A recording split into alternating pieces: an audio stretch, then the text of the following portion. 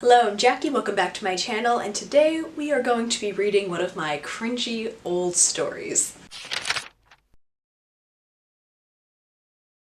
If you don't know me, my name is Jackie. I make writing and reading videos every Monday. Subscribe if you like videos like this. So I've been writing for a very long time, ever since I was about 8 years old, and you can follow the full breadth of my journey if you want in my writing journey video. I'll link that up here and down here. And I was going through my old drafts and I came across my 2011 NaNoWriMo novel. If you don't know, NaNoWriMo is National Novel Writing Month. The idea is you want to write 50,000 words in 1 month.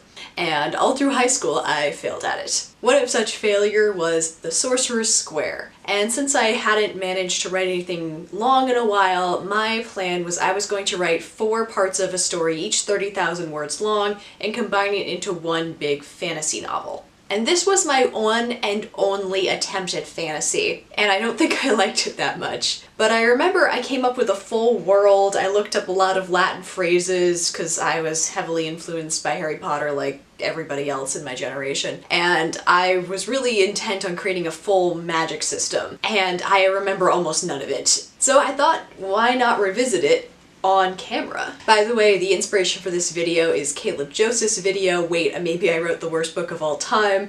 I'll link that up here. It is utterly hilarious. I wanted to make this video partly because watching him read his cringy old writing and laughing at himself really made me want to go back and look at my old writing, and that was what inspired me to keep going after I took a break all through college. So if you're looking for a sign to go back to that book that you've been looking for a while, this is it. And if you've ever looked back at something you wrote as a kid and realized, oh, this is bad, I'm right there with you. So without further ado, The Sorcerer's Square, Part 1. Amy. Amy is a self-insert, by the way, I can tell you that already. Chapter 1, Friday the 13th. So I have to start the story in a high school because that's how I started all of my stories at this time. So I've got Amy in a biology class, I think, and school's just about over for the day, and she is next to the boy that she has a crush on, Kyle Fisher, which is the most white boy name ever. You're supposed to do chemical reactions. I already knew what would happen. The heat coming off of the water would be absorbed by the chemicals, which would then react faster to the increased energy supply, like magic. I think that's foreshadowing. So apparently Kyle is really sexy because he doesn't talk. So now the school bell has rung, signaling the end of the day. She's walking through the school hallways, which I describe in detail because that's how I started all of my NaNoWriMo novels, and she meets her best friend, Kadora. Oh, she's wearing a blue silky dress with black leggings and silver flats, her braided hair pulled into some kind of twist I'd never be able to manage. That is, when did I write this? 2011? That is a very aggressively 2011 fashion statement. She describes Kyle as the cute antisocial kid. Oh, so now we got our first glimpse of the bad guy. She's just closed her locker door, and a creepy guy that she assumes to be a substitute teacher is standing there. And then he disappeared behind some kid's afro. Okay. So now she's walking home from school. Her cat's name is Pussy Paws. Oh my god. How old was I when I wrote this? I was 15. I was old enough to know that you shouldn't call a cat Pussy Paws. Oh god, okay, that's an indication. Anyway, yeah, she's got a ritual of getting the newspaper, sorting the mail, getting a snack, and then eating it by the TV before starting her homework. Gee, I wonder whose after-school routine that was. Oh, there's an unusual amount of mail. There's an old-fashioned envelope with the return address of her grandmother. So the paper inside smelled slightly of lilac and mothballs and was written in a purple pen in flowery cursive handwriting that matched with the address. I hadn't seen my grandmother in years. All the relatives on my mother's side had been cut out of our lives as much as possible. So her aunt's dead. Oh jeez. Last Thursday night a neighbor entered her house and found her dead in the bathtub, both wrists stabbed with a paring knife. That's pretty brutal. Wow. The mother gives her the address and time of the funeral and says, "You owe me." The mom, by the way, this whole letter is addressed to the mom, but like, so she's really sad. And she says, I summoned all my sadness and frustration into my gaze and tried to force it out of me into the paper. I wanted it to burn. I wanted to destroy it for what it had done. I imagined flames bursting out of the paper, curling all over the paper, reducing the words to ashes.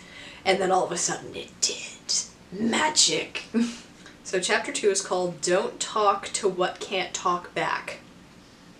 Cryptic. So she's screaming, she's backing up, she's hyperventilating, she tries to burn the paper again and it works. She questions whether or not she's hallucinating. She says, great, I get superpowers all of a sudden, they're destructive. Why couldn't I have something cool and useful like the ability to fly?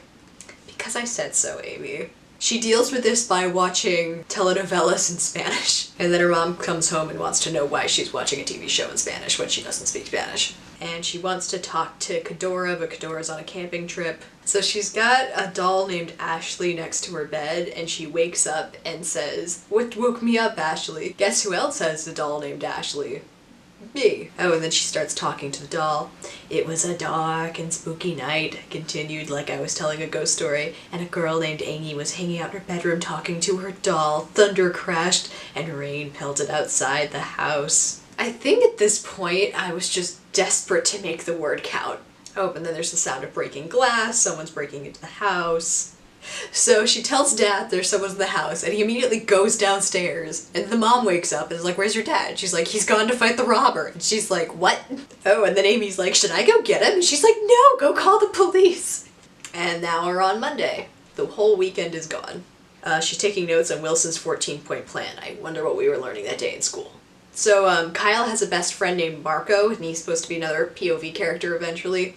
So Marco Suzuki has a lump in his pocket and it's squirming as they're in class taking notes. But she then asks him about because, quote, if he was bringing worms or something into history class, I wanted to be informed.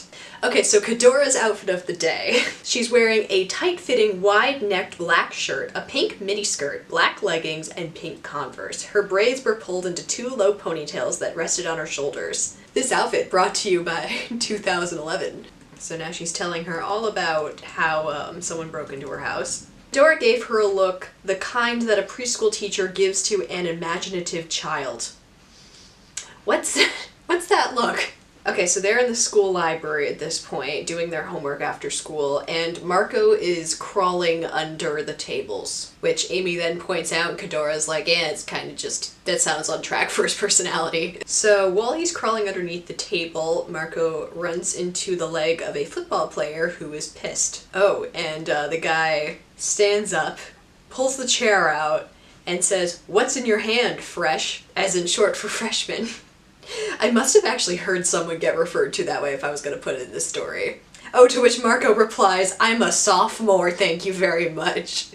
Oh, and then, yep, he's got a hamster. I remember this. He's got a hamster and its name is Mr. Nibbles. And the little orange fur is now running all over the library. Kyle is now here, making tap dance style movements like he was trying to dribble a very tiny soccer ball. Kadora has now run away in fear, and Marco is now running towards them yelling, "I've got you cornered, Mr. Nibbles!" He catches Mr. Nibbles. They are now not allowed to go back in the library.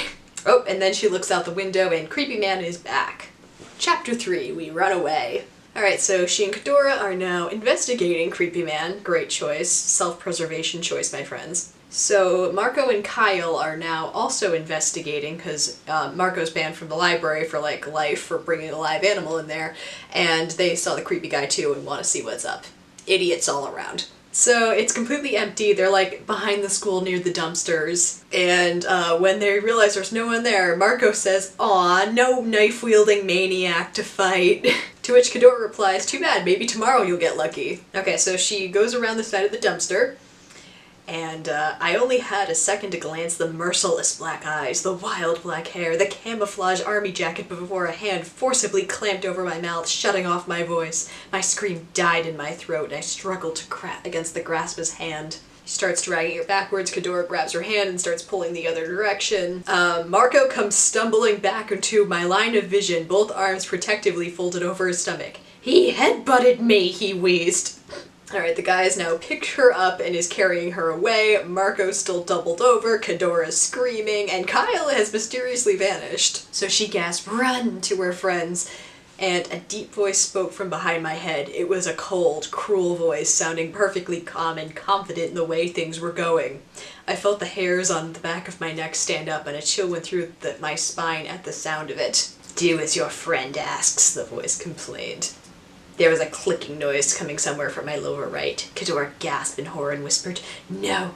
I struggled, knowing that whatever was coming next was going to be terrible from wherever it was. Something flew out from behind the dumpster, hitting my attacker with such force at the back of my knees so hard I felt my own legs swing forward. Okay, that's a bad description. Alright, moving on. Oh, that's Kyle! Kyle saved her. Good job, love interest. Anyway, the guy's got a knife now. He stabbed it towards Kyle's ribcage and I screamed. Oh god, this escalated quickly. But before the moment of contact, Kyle gripped the man's wrist and did some kind of twisting motion. The weapon fell to the ground. What's going on? I've never been so happy to hear Mr. Hamilton's voice in my life. Knife-wielding maniac now is okay with attacking children, but not a teacher witnessing it. So Amy and Kadora are hugging and crying as the boys explain to the teachers what happened. So the teachers are like, "What on earth could have provoked this attack? Do you have enemies, Amy? Is your family have enemies?" No. If someone was going to kidnap a 15-year-old girl from behind a school, it would be for gross reasons. I was so innocent. So now they call their parents, and while they're waiting, Amy is crying some more and saying how this guy is definitely hunting her down, and he wants her, and I can't stay here, and I need to run away. Which is a bit of a leap, actually, in hindsight. I guess I really wanted the story to get going. And, you know, Kadora's like, "That's kind of a weird thing to say, Amy, and is there anything you want to tell us?" And she dramatically says, "Do you believe in magic?" And then they're like, "What?" She's like, "Do you believe in magic? It's not that hard a question." And Kadora's like, "No." Marco says, "I don't know," which is the greatest answer, actually. Oh, Kyle. She's looking into his eyes as he considers the question, and she notices his eyes are blue at the center near the iris, turning to brown near the edges. I've never seen eyes like those. I was such a Mary Sue. And Kyle just says, "Show me what you mean." So she goes to the paper tray on the other side of the room, pulls out a piece of paper, and mind lasers it on fire. Kadora's mad that she didn't hear about this when it happened. Amy's like, "I have to go to Mordor and run away." Kadora's like, "I'm gonna be your Samwise. I'll stay with you." And then they just turn to the boys, they're like, "Explain why we're gone." And they're like, "No." So now they're, Marco's like, "I am so down." And of course he's still got the hamster. So they ask Kyle if he's in as well for the big epic runaway plan, and he says, "God doesn't love a man who walks away and leaves his neighbors in distress." And then Kadora's like, "Is that a quote?" And he's like, "I don't know." Basically they come to the conclusion that they have to leave right now. What can they grab from the school? Which I think is a very reasonable thing to think. And Marco's like, "I've got hamster food," and Kadora's like, "The hamster is not coming." At which point he's like, "No, the hamster's coming." Okay, so they go to their lockers. Kadora and Amy have lockers near each other. And I have an actual list of what Amy was able to put in her backpack in place of her books that she had at school. So she's got a pair of beat-up sneakers, one pair of sweatpants, one pair of shorts, two pairs of unwashed t-shirts, one pair of socks, 142 and change, a pack of gum, a wilderness survival book that Kadora had been smart enough to take from the library, and 3 pencils. What wilderness where are you guys? Why are you considering wilderness survival? So she double checks with Kyle to make sure he's totally cool with this, and he says, "You die without me." Chapter 4, anything that could go wrong, ... Okay, so now they're running through the woods, and Marco is cursing in Japanese as they falls on the ground every 10 seconds. So he's so dirty by the end of this that he looks like a mud monster, to which he responds, "Rawr, I'll destroy you." XD rawr. Oh, Kadora has asthma. I forgot about that. I'm actually asthmatic, and I wanted to make sure I had a fantasy character that, actually has difficulty running, because of course every time somebody flees from a monster in a book, I'm like, oh, I can't do that. So yeah, I gave Kadora asthma. And Marco is explaining that somebody dared him to bring the hamster to school, and he would get $10 if he made it through the whole day without a teacher noticing. So they've managed to get their bus tickets. Oh, they live in a town called Canton. I don't know where I came up with that. Apparently they're in the Monroe County of Michigan. What? I've never been to Michigan. Why did I set this story in Michigan? There must have been some kind of fantasy reason I set this in Michigan. Alright, so now they're at a random construction site. It looks like they're gonna sleep there for the night. So Amy's got a great idea. She says, "Can anyone find a nice long stick?" And Marco shouts, "Like this one?" To which point he picks up a tree. And Amy says, "Not that big." Which she sets on fire. Like a torch. Okay, pretty clever. She's got fire powers, and she's using them. Wow, Marco and Cadora have like a real bickering Ron and Hermione dynamic. I like this. And no one brought any blankets. Nights can be bitter cold in southern Michigan at this time of year. How do you know, Jackie? You've never been to Michigan. So now they're trying to see if Amy has blanket powers. So they realize their phones can get tracked, so they're chucking those. There's a whole lot of nothing going on in this book, actually. Alright, so now they're talking about their feelings in front of the campfire. Cadora asks Marco, will his parents be worried when he doesn't come home? And Marco waves his hand and says, both my parents are in Japan. And they're like, wait, did they just leave you by yourself? He goes, nah, I'm with my 81-year-old grandmother for an entire month. And apparently they're in Japan because his mother's mother got cancer and died. And they wanted to go to the funeral, and for some reason that took an entire month. And they're like, well, aren't you worried what your grandma's gonna do when you don't come home? And he says, well, judging by the fact that she can never keep track of what time it is and is terrified of our phone, I think it'll be a while before she starts freaking out. He lay back in the grass contentedly and added almost as an afterthought, I can just see her now, yelling at the neighbors in Japanese and trying to figure out how to report me missing. So after that statement, they go, well, Kyle, how about you? Kyle, in classic Kyle fashion, refuses to talk. Chapter 5, ... did go wrong.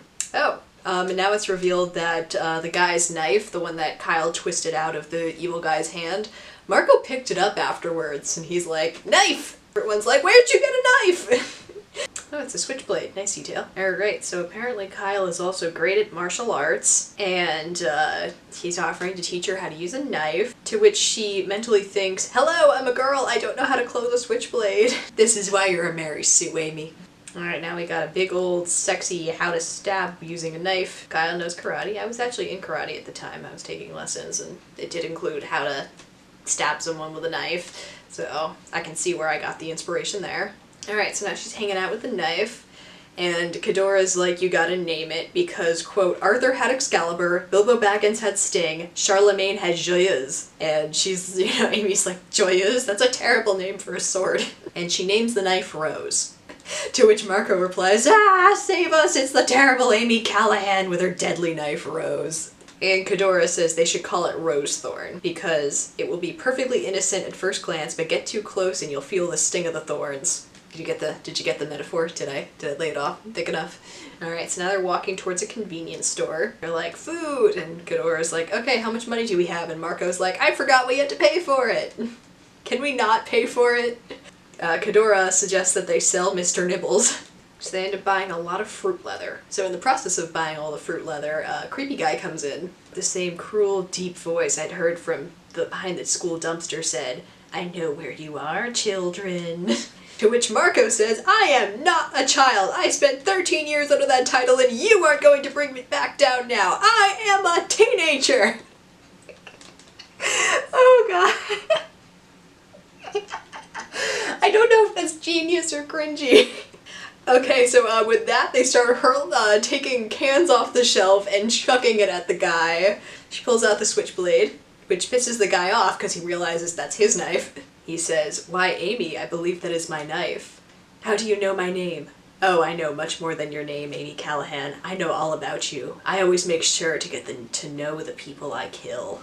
And she says, why do you want to kill me? And he says, oh, don't worry, it's not personal. It's just that you have something I want, Amy. So now there's an old guy with a white beard who's dressed with a red tie. He's also got a Chicago Bears cap on. Wow, I really committed to this Michigan setting. So the guy's like, hey, I can help you escape. Let's get in my car. And they're like, cool. If you turn out to be a creep, we'll just stick Kyle on you. So now they're in the car.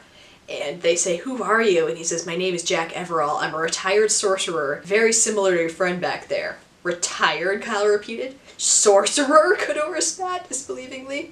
What did you just call me? I asked, feeling dazed. The man laughed again. I'm surprised you haven't figured it out by yourself. You, young lady, are a genuine sorceress, and the man at the old store was trying to kill you. Alright, finally, magic system time. And I'm 33 pages into a 50-page thing. So apparently world building did not become very significant. Alright, so now they're at the guy's house. Also, his name is Mr. Everall. That's like Ever plus All. That's a really bad name. Alright, so Mr. Everall explains that there are only two ways to get magic. You either receive it as a gift, or you murder someone and steal their powers. Which is why the guy was after them. He wanted to murder Amy and get her powers. And from what I remember correctly, when the aunt committed suicide, she gifted her powers to her niece. So Kedora is all about facts, logic, and science, and she's having a hard time handling this. So they're like, what do you do? He smiled at me from over his shoulder and answered in a slightly theatrical tone, I help the people like you.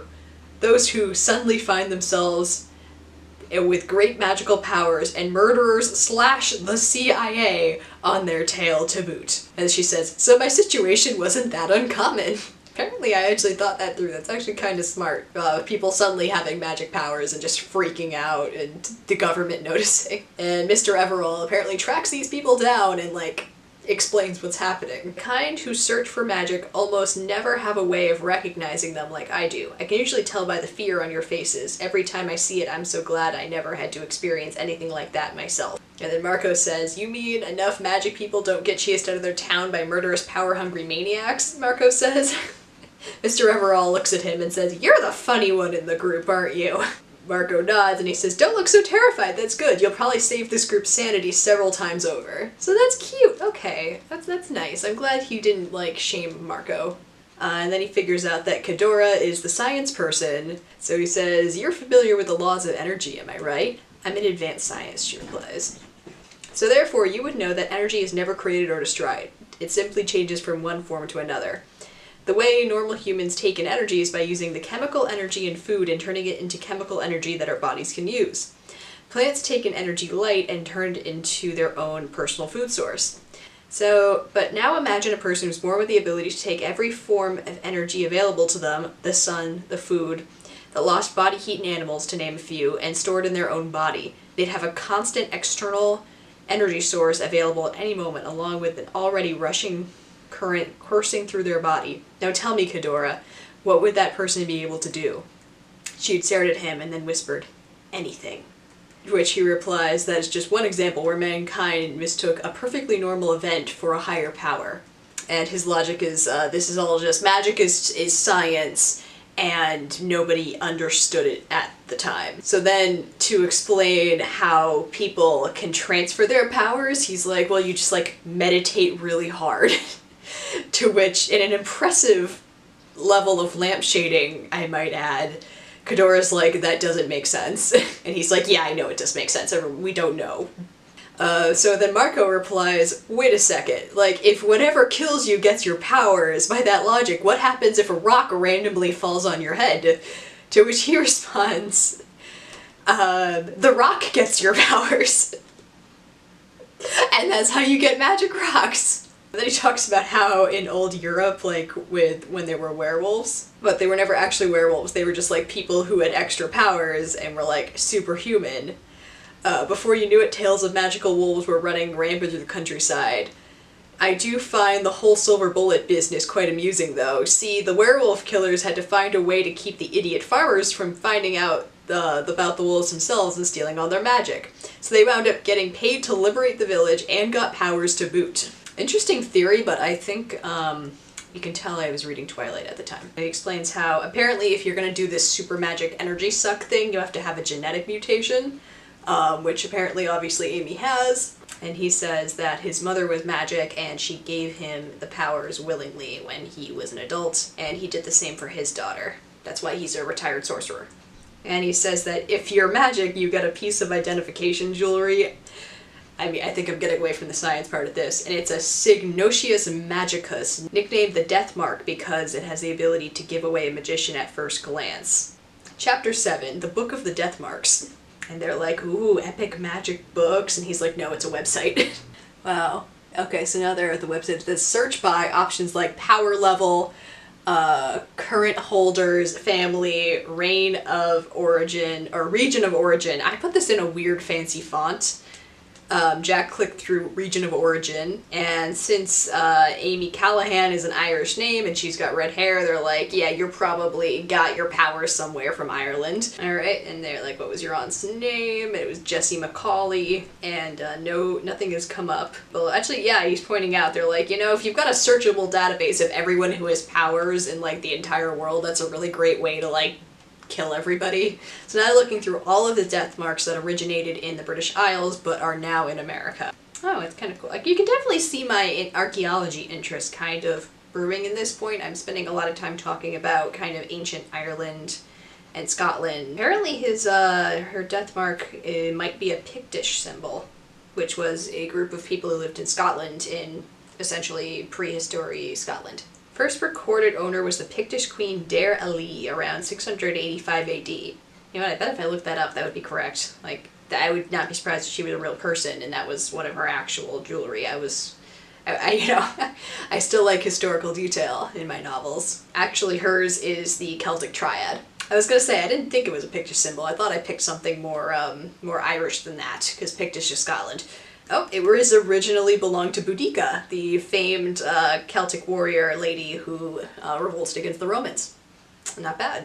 Oh, it actually belonged to Saint Caridin and Mary, Queen of Scots. So many monarchs get themselves into power using magic displays. Today, that's referred to educators as divine right, as well as being a fraud. Egypt, Russia, China, they all believed that their rulers were sent by God, and for good reason. In Europe, magic gave them an advantage on the battlefield and paved their way to the throne. Learn to read history between the lines, all of you. I put a lot of research into this section. Nico Marco's like, hey, I want powers. Any way to get powers without killing anyone? He's like, talk to Amy. Maybe she'll give them to you. And she's like, no. Okay, so now he's like, you guys should probably have some weapons. And they're like, we have a weapon. We have a switchblade. He's like, that's it. No, you need more. And after that, he leaves the room, and Cador's like, oh my god, if he has a shed full of bloody axes, I'm going to scream. Oh, and then there's a thing walking into the library. The thing had blue skin like Avatar or a Smurf. The shade seemed to have a faint glow to it, almost as if it would glow in the dark. The strangeness didn't end there, though. The creature was barely over 3 feet tall and had probably the same proportions as a human child, although the arms extended out in front of the white t-shirt it wore were long and skinny, and the bones nearly visible under well-roped muscles. The fingers were especially long and tapered, the kind to expect from a pianist, with an oddly shortened thumb by comparison. The shoes it wore curved slightly upward at the toe, making them resemble wooden clogs. But the face was the most unnatural of all. Black hair grew from the center of its head and fell over its face much like normal hair, but also resembled a lion's mane. And it says, don't be afraid, as you can see, the only person here is Tiny Me. Oh, I remember, this is an elf, and the elf can only speak in rhyme, which annoyed me because I had to keep up with rhyming. To which Marco responds to it, says, hi, I'm Marco, I'm a human, who are you? And it says, I'm a fairy, for which there is no shame, and Tewin Awa is my name. So yeah, apparently Tewin Awa is a fairy and has a genetic mutation that keeps him from shape-shifting, and that's why he can only speak in rhymes. Okay, so he's a changeling, Tewin Awa. And they said there's actually a lot of fairies in the world today under human magical guise, and most people just think they have mental health problems. Was that a problematic take? Potentially. So then he gives Kyle a gun. Giving children guns, great idea. But to be fair, he also apparently decides that Kyle is probably the most responsible person there. I appreciate his logic. So now he gives them wilderness supplies as well. So now she has a dream with her aunt, and she realizes someone's moving around, so she opens her eyes and someone's holding a gun to Ghidorah's head. So now she's awake, she's looking for her knife. Kyle's looking for his gun because he's awake too. He goes looking for this. And he's actually holding up the knife, and they're like, there's a magician here, he'll come blast you to pieces. But the old man, he's a little preoccupied trying to break through the ropes I tied him up with. He says, did you get the fairy too? What, the little blue guy? Yep. Who are you anyway, I ask. I am Seth, he says. Seth Caligula. Caligula's a really bad Roman emperor. I remember being very interested in that. I wanted to keep the Latin theme, but like, actually Ghidorah's like, yeah, no, that's a Roman emperor. How about you tell me your real name? So now he's like, hey, give me your powers, willingly. She's like, no. And he says, you didn't ask for it. You didn't even know these powers existed. Why bother to keep them? Why not instead give them to me and be free of your burden forever? Ghidorah is still being held at gunpoint. She tells her not to do it. But I knew that I could not allow this evil scum to have any more power than he already had. For that, I would bear this burden and call it my own. My aunt thought I was strong enough to handle it. I could prove her right. No, I say. Seth frowned. No, no. He sighed. Well, in that case, I'll kill your friend. What? I shrieked. Kyle chose that moment to act. Kyle throws himself at the gun, which, you know, fires at the wall. Amy grabs a giant encyclopedia off the table and smashes it into Seth's face. Stumbles back, she looks at the dictionary and goes, wait, I have magic powers. Seth's jacket bursts into flame now. He says, this isn't a fair fight, and she goes, no, it's not. He stumbles in the TV. Amy's like, we're leaving. Marco's like, yeah, okay. You, Seth gasped painfully, not defeated me. I will find you, Amy Him, break you, powers mine. Good luck with that, I say. The four of us sling our backpacks into our shoulders and leave. And that's the end. Well, I hope you enjoyed that. I know I did revisiting the story. I kind of wish I'd continued it now, because I kind of want to know what I had in store, and I have no memory of anything I had planned. But yeah, if you like this video, make sure to like or comment. Let me know what cringy stuff you came up with when you were a kid. And I will see you next time. Bye.